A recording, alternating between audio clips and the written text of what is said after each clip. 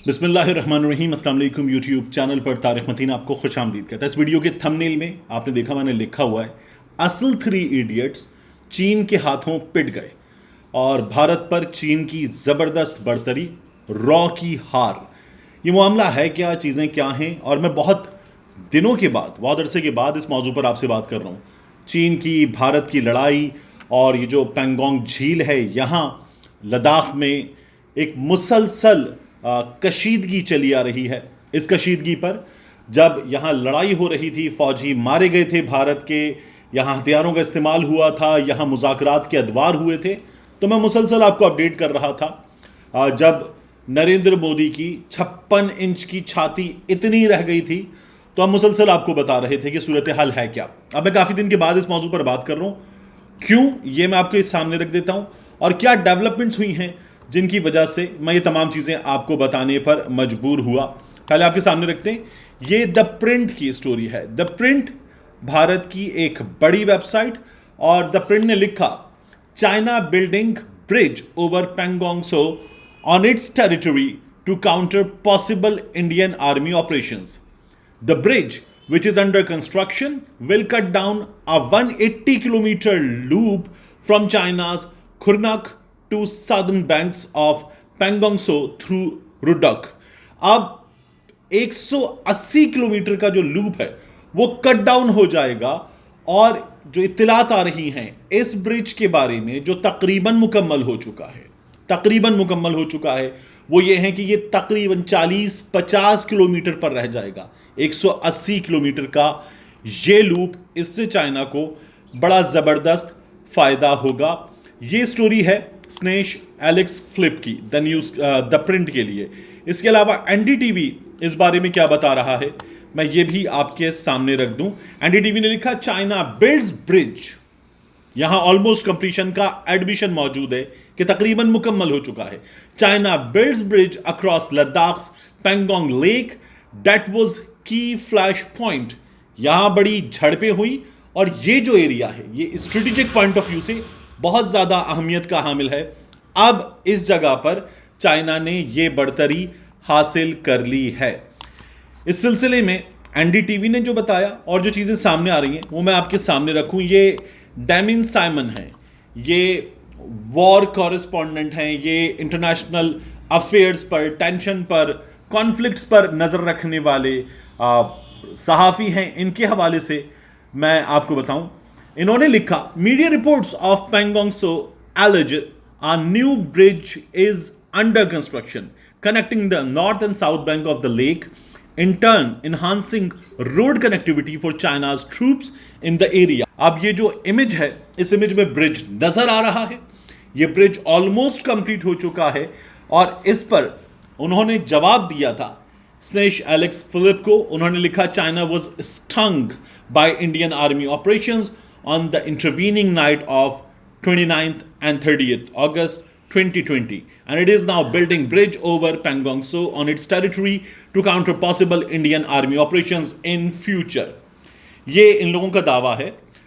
लेकिन इस वक्त अगर आप देखिए तो डायमंड साइमन ने इससे पहले जो चीज़ें बताई वो ये थी कि China's military development opposite Sikkim, India have continued to steadily through 2020 and 21, enhancing PLA positions with new posts and closer to the border, supported by the freshly constructed improved roads, regular exercises and drill along with deployments of the troops.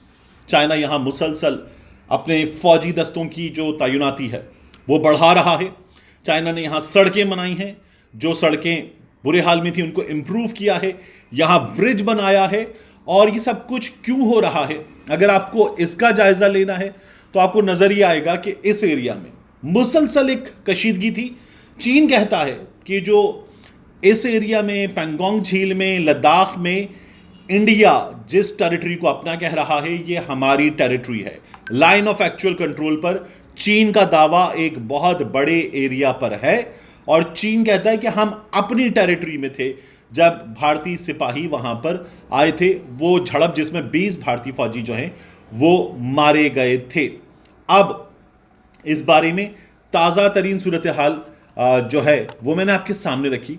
मैं एक और चीज़ आपको बताना चाहूँगा। प्रवीण सानी ये भारतीय फौज का हिस्सा रहे और अब ये डिफेंस एनालिस्ट हैं और ये भारतीय फौज पे खुल के तनकीद करते हैं उनकी खामियां बताने के लिए। इन्हें इंडिया में ये कहा जाता है कि ये प्रो पाकिस्तानी अप्रोच रखते हैं।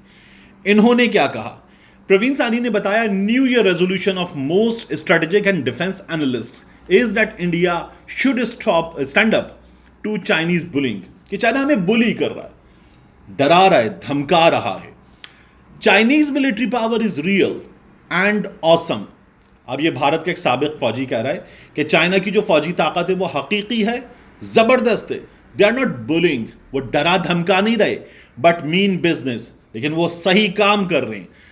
The early we know this the better for India. हम ये बात जितनी जल्दी समझ जाएं इंडिया के लिए उतना बेहतर है।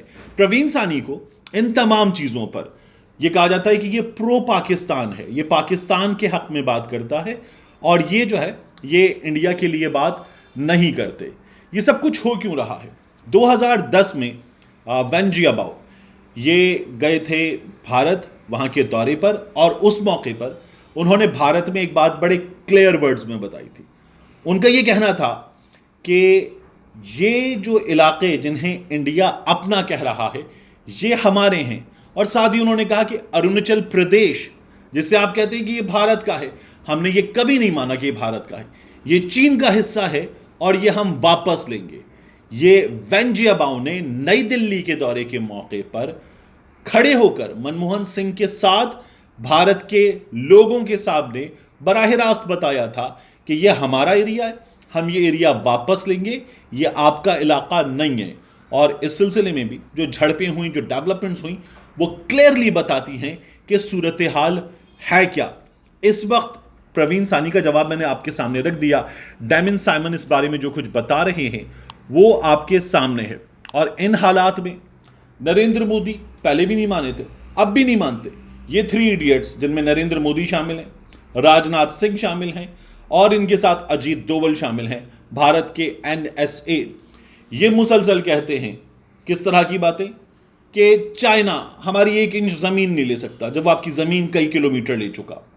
और जैसे आप अपनी ज़मीन कहते हैं, चाइना अपनी ज़मीन कहता है। फिर ये कहते हैं भारत की 56 इंच की छाती है और हम मुकाबला करना जानते हैं। तो ये जाली हॉस्पिटल में जाते हैं, इन्हें जाली हॉस्पिटल दिखा के फौजियों से मिलवा दिया जाता है और उनमें ज़ख्मी फौजी जो हैं वो भी जाली होते हैं। इस तरह की हरकतें नरेंद्र मोदी के साथ हो चुकी, राजनाथ सिंह के साथ हो चुकी। और वो दावा जो ये कर रहे थे कि हमने बढ़तरी हासिल कर ली है रफाल के बाद, अब हम पाकिस्तान और चाइना दोनों को एक साथ बराबरी का नहीं बल्कि भरपूर जवाब दे सकते हैं, बढ़तरी की सूरत में जवाब दे सकते हैं। वो बढ़तरी जो है वो पाकिस्तान 23 मार्च को ख़त्म कर देगा। हमारे यहाँ एक ग्रुप है, ये ग्रुप मुसलसल लगा हुआ है कि पाकिस्तान को अमेरिका की गोद में बैठना चाहिए, पाकिस्तान को अमेरिका का साथ देना चाहिए, इंडिया अमेरिका के साथ है। और हम ये मशवरा सुन रहे हैं अपने लिबरलों से कि पाकिस्तान को अमेरिका का साथ देना चाहिए, चाइना का साथ नहीं देना चाहिए। आपकी दिफाई ज़रूरियात चीन पूरी कर रहा है, आपकी तवानाई की ज़रूरियात चीन पूरी कर रहा है, आपकी मुआशी ज़रूरियात चीन पूरी कर रहा है। और इन तमाम तर हालात में आपको मशवरा मिल रहा है कि आप उस अमेरिका की गोद में बैठें जो आपको दहशतगर्द कहता है, वो आपको नत्थी करता है अफगानिस्तान के साथ, आपको भारत के मामले में बराबरी पर लाकर बात करना उसने छोड़ दिया है। और हमारे लिबरल जो हैं वो हमें ये मशवरा देते हैं कि हमें जाकर मिल जाना चाहिए इस वक्त अमेरिका के साथ और चाइना से जान छुड़ा लेनी चाहिए। एक ये अलग और लंबी बहस है, लेकिन इस तमाम तर सूरत हाल में हमारे मुफादात जो जुड़े हुए हैं वो जुड़े हुए हैं चीन के साथ। और हमारे लिबरलों को जहां से डॉलर आते हैं वहीं उनकी राल टपक रही है। मिलते हैं इंशाल्लाह आपसे अगले व्लॉग में।